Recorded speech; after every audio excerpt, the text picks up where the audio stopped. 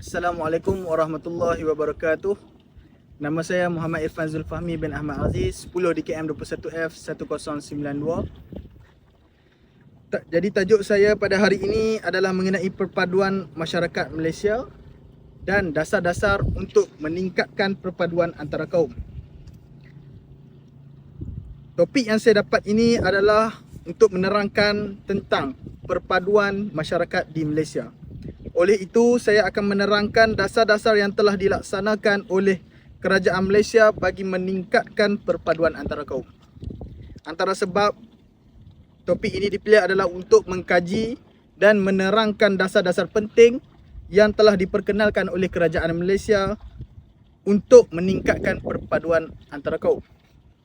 Yang kedua adalah untuk menerangkan peranan setiap dasar dalam menggalakkan perasaan kesatuan dan keharmonian di kalangan pelbagai etnik di dalam Malaysia.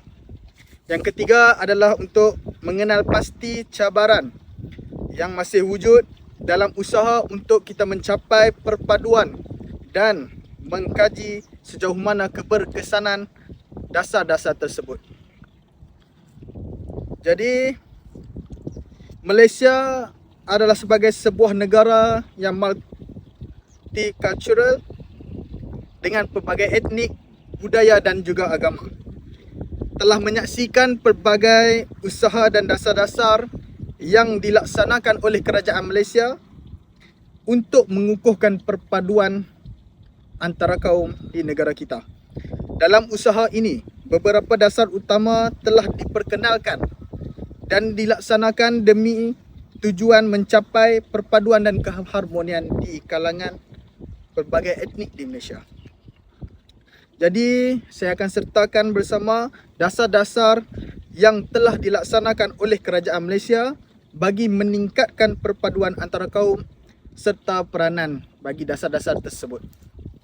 Pertama adalah dasar kebudayaan kebangsaan ataupun National Cultural Policy, yang mana ia diperkenalkan pada tahun 1971.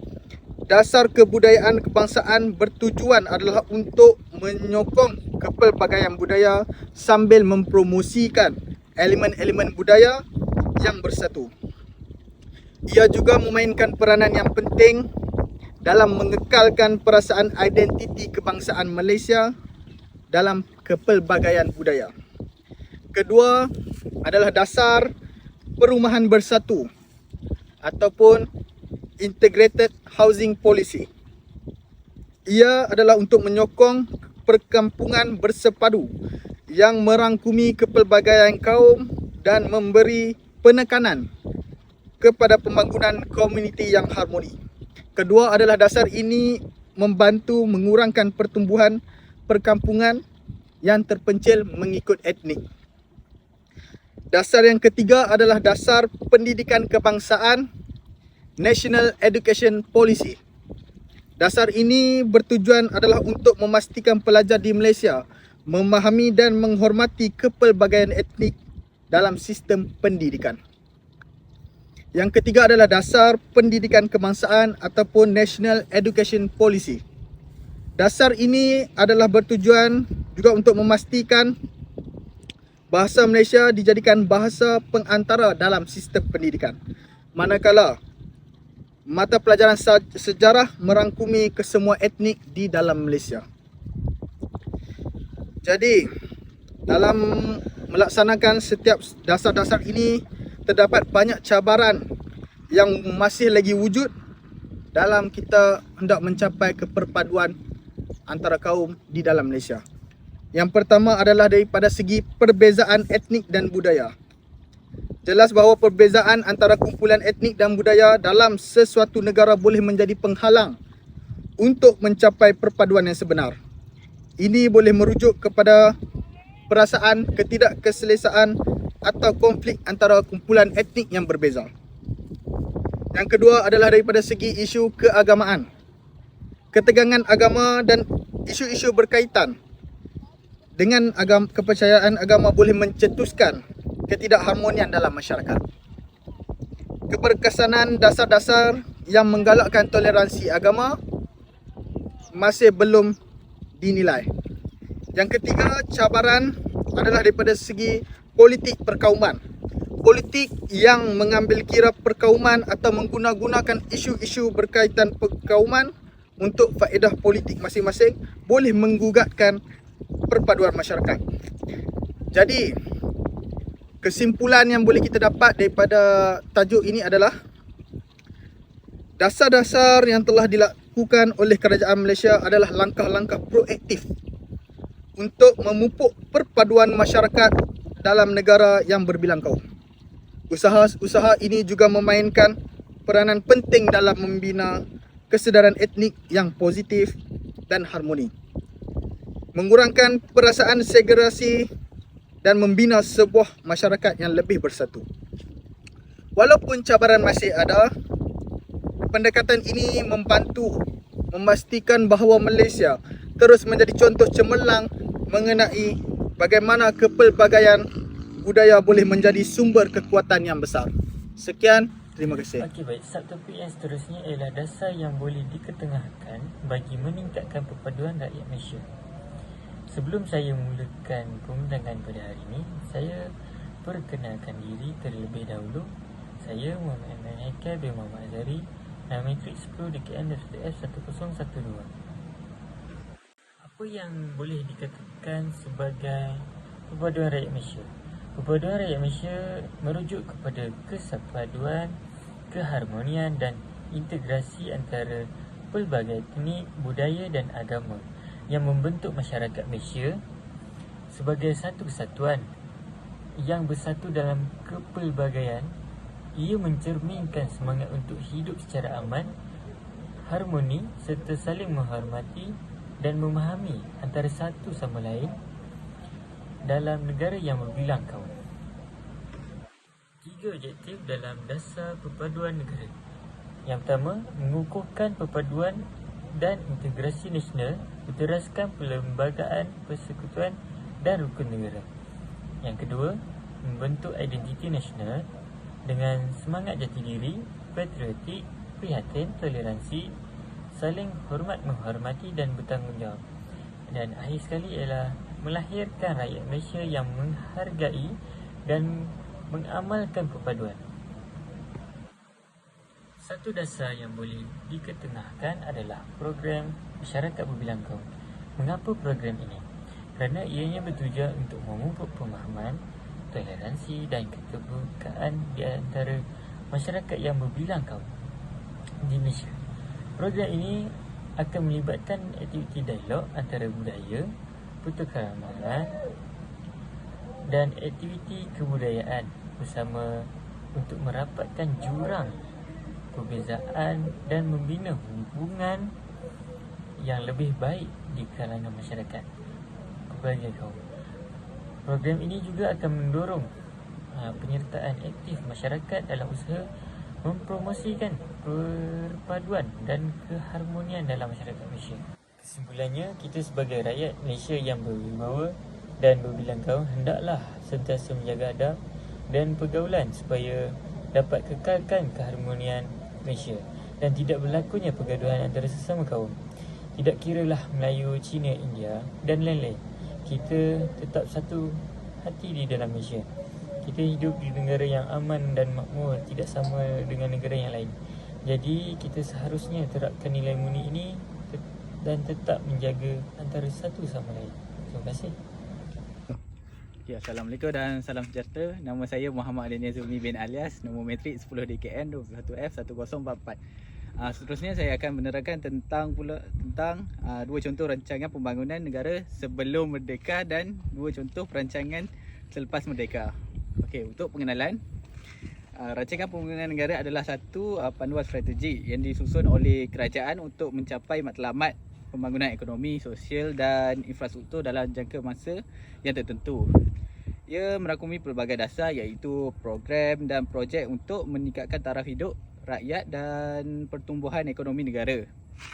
Rancangan ini sering disusun dalam pelbagai tempoh seperti rancangan di Malaysia untuk bertujuan mencapai kestabilan, kemakmuran dan pembangunan dalam pelbagai tempoh.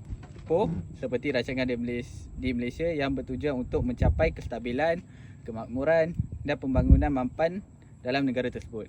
Okay. Seterusnya saya akan menerangkan dua contoh rancangan pembangunan negara semasa sebelum merdeka. Okey. Yang pertama ialah rancangan Malayan Union 1946. Ini adalah rancangan yang dicadangkan oleh pentadbiran British untuk membentuk Kesatuan Malaya yang bersejarah. Walaupun ia tidak pernah dilaksanakan sepenuhnya kerana bantahan daripada masyarakat tempatan. Ia adalah salah satu contoh rancangan yang cuba mengubah struktur politik dan pentadbiran di tanah Melayu sebelum merdeka. Yang kedua ialah rancangan pembangunan 5 tahun, iaitu dari 1950 hingga 1955. Okay. Rancangan ini dikenali sebagai Malaya Plan. Rancangan ini adalah usaha pertama dalam merancang pembangunan ekonomi dan sosial di tanah Melayu. Ia memberi tumpuan kepada pembangunan infrastruktur termasuk jalan raya, pelabuhan dan bekalan air bersih dengan bertujuan menggalakkan pertumbuhan ekonomi negara. Okey, seterusnya saya akan menerangkan tentang dua contoh rancangan pembangunan negara selepas merdeka. Yang pertama ialah rancangan Malaysia pertama, iaitu dari 1966 hingga 1970. Rancangan ini merupakan rancangan pertama selepas merdeka. Ia menetapkan matlamat untuk meningkatkan taraf hidup rakyat dan membangunkan ekonomi. Fokus utamanya adalah pengurangan kemiskinan, pembangunan sektor industri dan peningkatan pendapatan rakyat.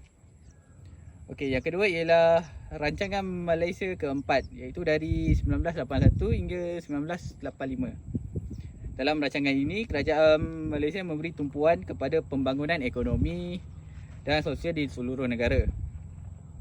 Ia berusaha untuk mengurangkan ketidakkeseimbangan antara wilayah-wilayah negara dan meningkatkan sektor-sektor seperti pertanian, pendidikan dan perkhidmatan kesihatan.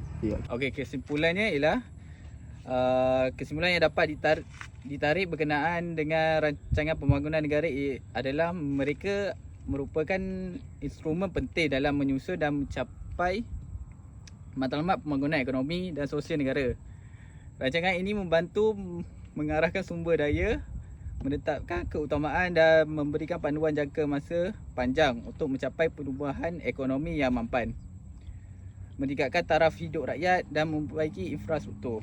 Dengan pemantauan dan pelaksanaan yang berkesan, rancangan pembangunan negara dapat memberi kesan positif yang besar terhadap kemajuan negara dan kesejahteraan rakyatnya. Assalamualaikum warahmatullahi wabarakatuh. Salam sejahtera dan salam satu Malaysia. Nama saya Muhammad Hanif bin Syukri. Nombor pendaftaran saya 10 DKF 21F 1056. Topik yang saya dapat pada kali ini adalah perpaduan masyarakat Malaysia. Oleh itu, saya akan menerangkan 3 kesan dari sudut ekonomi, politik dan sosial hasil pelaksanaan rancangan pembangunan negara sebelum merdeka dan selepas merdeka. Okey, seterusnya kita akan pergi kepada pengenalan topik. Rancangan pembangunan negara memainkan peranan penting dalam mendorong dalam segi pertumbuhan ekonomi, menstabilkan politik dan tingkatkan kesejahteraan sosial Malaysia. Selain itu, ekonomi ini akan berkembang dengan pesat melalui pelaburan dalam industri dan politik mewujudkan stabiliti dan demokrasi. Sementara program sosial pula mengurangkan kemiskinan dan meningkatkan taraf hidup rakyat. Okey, 3 objektif dari sudut ekonomi, politik dan sosial hasil pelaksanaan rancangan pembangunan negara. Daripada sudut ekonomi, kita boleh lihat pelabuhan asing ni menarik pelabuhan asing untuk meningkatkan modal serta teknologi dan menyokong pertumbuhan ekonomi dalam masa jangka yang panjang. Daripada sudut politik pula, iaitu kedaulatan negara, menegakkan kedaulatan negara dan menjaga kedudukan Malaysia ini dalam arena antarabangsa. Untuk bagi sudut sosial pula, dari pengurangan kemiskinan, mengurangkan kadar kemiskinan dan kesenjangan sosial untuk mencapai masyarakat yang lebih adil. kita pergi kepada isi dan uraian. Sebelum merdeka, ekonominya Malaysia tu bergantung kepada aktiviti pertanian seperti getah dan kelapa sawit. Pendapatan negara didorong oleh ekspor produk pertanian ini. Yang kedua, tiada infrastruktur yang baik. Keterbatasan dalam infrastruktur seperti jalan raya dan pengangkutan menyekap pertumbuhan ekonomi dan perdagangan ini. Okey, seterusnya kita pergi pada politik. Politik iaitu penjajahan. Malaysia berada di bawah penjajahan British yang mempengaruhi sistem politik dan pemerintahan negara ini. Kurangnya demokrasi. Pada masa itu, rakyat memilih sedikit kuasa dalam proses pembuatan keputusan politik dan pentadbiran kolonial memegang banyak kuasa. Okey, pada segi sosial pula, kekerapan kemiskinan iaitu banyak golongan masyarakat menghadapi kemiskinan dan ketidaksetaraan sosial, kebudayaan dan identiti. Proses penjajahan mempengaruhi terhadap budaya dan identiti Malaysia dengan unsur-unsur barat yang mempengaruhi gaya hidup dan budaya tempatan. Okey, seterusnya kita boleh lihat kepada selepas kemerdekaan dari segi ekonomi. Pertumbuhan ekonomi Malaysia mencapai pertumbuhan ekonomi yang pesat dengan pelaksanaan rancangan Malaysia ini yang memberi tumpuan kepada industri dan pelabur asing.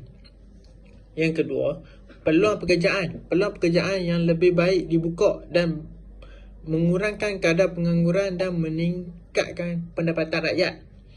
Dari segi politik pula, kita boleh lihat kemerdekaan politik. Malaysia mencapai kemerdekaan politik dengan pembentukan Malaysia pada tahun 1963.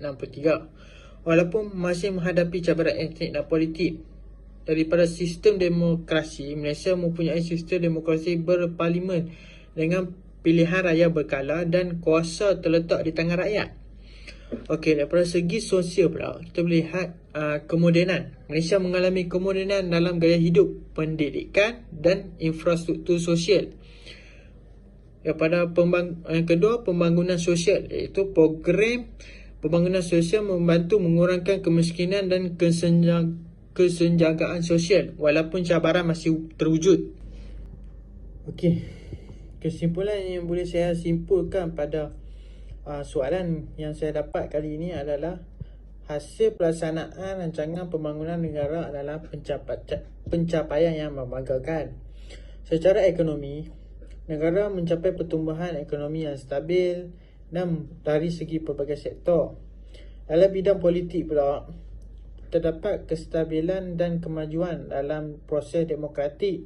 Dari segi sosial, kesejahteraan rakyat telah ditingkatkan dengan pengurangan kemiskinan dan peluang kesesamaan. Ini menyumbang kepada Malaysia sebagai negara maju dan seimbang dari segi ekonomi, politik dan sosial. Sekian daripada saya. Sekian, terima kasih.